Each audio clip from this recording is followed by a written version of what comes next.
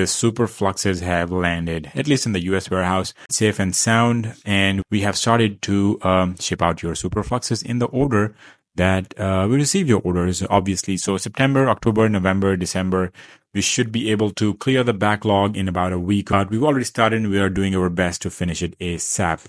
The EU warehouse is going to be a week later. So about first week of Feb is when we are shipping things out of there. Now, once you receive it, you start unboxing it. What do you see inside? What do you expect inside? How do you put everything together and get it ready for your Funwheels? So let's do this. So once you've opened the box, you will see a couple of things. You'll see the tire, obviously, the beautiful tire with the connector, and you'll have another package. Don't throw this in the trash. It's very important. So it's gonna have 4 black bolts and 4 natural, and they're gonna be different lengths and different head diameter, if you can see, and we're gonna explain to you in a minute. Just keep them on the side. You're also gonna have 1, 2 adapters, and the reason we didn't put the adapters on the hub before shipping them was we want the sides to be flush, right? We don't want the adapters to be damaged, because if they're sticking out, we would, if there's an impact on this side, it's just going to expose the adapter and then damage the adapter and maybe even the axle. So this way, the whole thing is just protected by the tire on all 4 sides. So this is the best way to ship it. Well, there are some compromises for DIY. You have to work a little bit. Well, but it's not hard at all. It's just putting 8 bolts. So, and you're gonna put 4 of those anyway for your rails. These beautiful adapters, wow. Look at those, man. So nice and shiny. It's got those cooling fins and feels so cool in my hand. You could almost feel it through the video. So I've got these blocks and I've got 8 screws. What do I do with it? So you take the motor out, and the least clumsy way to take the motor out is to, let me show you. Turn the package this way, kind of roll the tire out of the box like that, and there you go. Look at that beauty. Ooh. Look how thick that thing is. So that's the Superflux, and the beautiful connector. Let's take this off. Yeah, and then you've got a little bit of wire tucked inside. You can see it's not very clear, but you can see the wire going down this way and then coming up this way. You can take it out if you are using X10 rails, or if you want to cut this beautiful connector. I don't know what kind of monster would do that, but if you're a hardcore DIYer and you want your wires to go somewhere else, you could do it.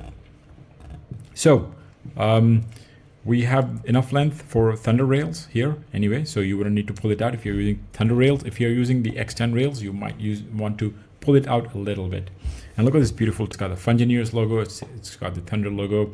It says built for Fungineers. It's got very, very nice and round profile on the side. It's got a very nice fat grip and a soft compound, medium soft compound, I would say.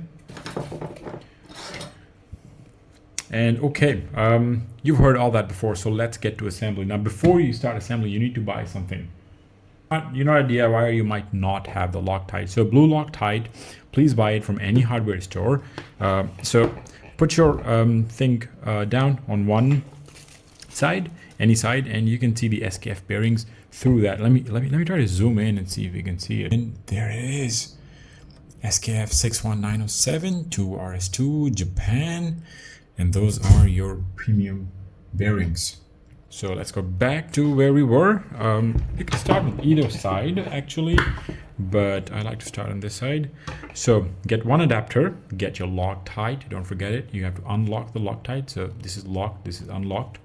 Put the round part down, and it doesn't matter, you can put it this way or that way, as long as both sides match up. So if you put this adapter this way, you got to put the adapter with the fins facing up. You have to put the other one also fins facing up, otherwise it'll be like this. So you can put it this way or this way, it doesn't matter. So let's start by putting it this way, the round part going into the round axle, and then just line up the holes Very nice and easy. You can see the holes through the camera. Now, you got the long bolts, the silver ones, and the short bolts with a short head. So the short heads are for the rails, the black ones.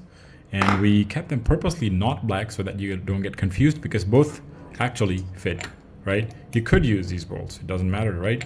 But these are longer, these are better, and with a bigger head, so I would prefer you use those. So just take your Loctite, and there's a couple ways to do it, and there is several schools of thought on how to do it best, but I just put like one line of Loctite, put the screw in, and then it just kind of does it magic by itself and distributes the Loctite evenly. And if you do that, your hub adapters are not going anywhere. So what I do is hand tight. I also use an Allen key, but since I've done this 1,000 times, I could use this. But if you're doing first time, don't use power tools, especially not like very heavy ones. You can use like a small electric screwdriver. If you do use power tools, make sure you do it slowly, because if you do it too fast, you know what will happen? You'll just end up damaging stuff like this, right? You don't want that to happen, and everything rolls. And or you could hold the adapter right tightly, and you can tighten a little bit. And also this one, tighten slowly, preferably with an Allen key. And once you reach this, you just stop. Don't make it all the way tight yet. All right, repeat the same on the other side. Remember what I said. Check your adapter, cooling fins. Okay, this way up.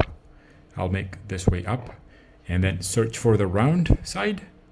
Okay, round side is here, and this way up, and this is this way up. Okay, sounds good. So pass the wire through it, right? Just like that, and just line up the two holes again.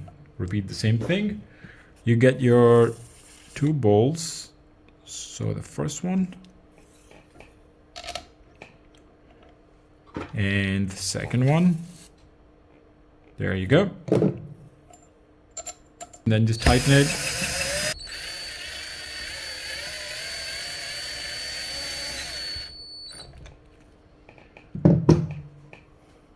Once it reaches this stage, I use an Allen key to like tighten it all the way. So hold it really tightly and tighten this as much as your hand can tighten it. Don't need to use any machines or any power tools, because that could damage stuff. As long as it's really tight, like hand tight, it's not going to go anywhere if there is Loctite in it.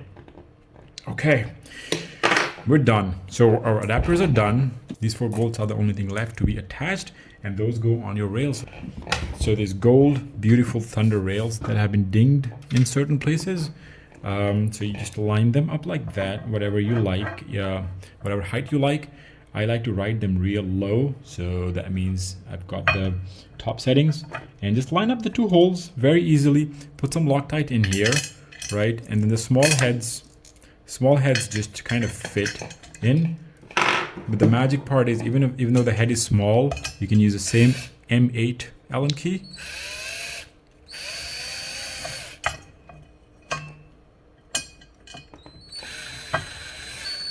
To tighten this stuff. Once they are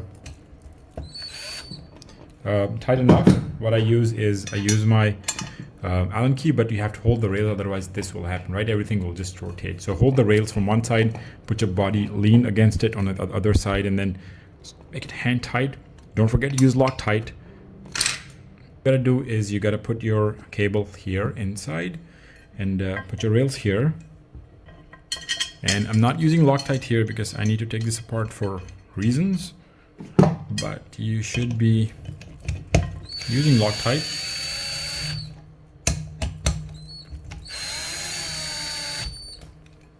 And there we go. That's just how the beautiful Superflux looks like with those axle carriers. Really, really nice with the F logo. And then you've got this cable. You can tuck it in here. If you don't have one of those CNC boxes, or you can't wait for our cast aluminum boxes, then your only option right now if you want to try your Superflux. And the Thor is to get a 3D printed boxes, which if we have in stock in store, you can buy it from us, or you can get it printed from any of the 3D printing services, or you could just print it yourself at home with the free STL files that we provided. But anyway, the connector does fit. It's not the best fit. You can put some silicone to fill the gaps, but it could fit really snugly and tightly, and there's an O-ring in here which makes it waterproof. So yeah, the connector does fit. I'm going to put a motor on and then show you how it fits through the rails also. So I'm going to be honest with you, this thing fits when you are using these boxes, but it's really tight. So if you have your rails already, it's going to be hard getting it in there and then getting it to latch and then putting your fingers in there, tighten it. So the best thing to do, if you are using the 3D printed box and you don't have the CNC box, or you're not waiting for the die-cast aluminum box, you could pull the rail back, put the connector on, and then latch it, right? This is the important part. You got to latch it really tightly. Very easy to do with your fingers, and it stays really nice and snugly. Once you do that, you can just pull the rail back and then tighten it here on the hub. As you can see, the rails are really nice and tight on both sides, and the box is sitting nicely, and the connector is there is a little bit of pressure on the connector from the rails, but it's good. It works. The worst it could do is crack your 3D print, but that's not going to happen. That's like the worst case scenario. But the connector is good. Both the connectors are fine. You can just put this in your Superflux in the Hall sensor connector. You can just put this in the phase wires and you're good to roll.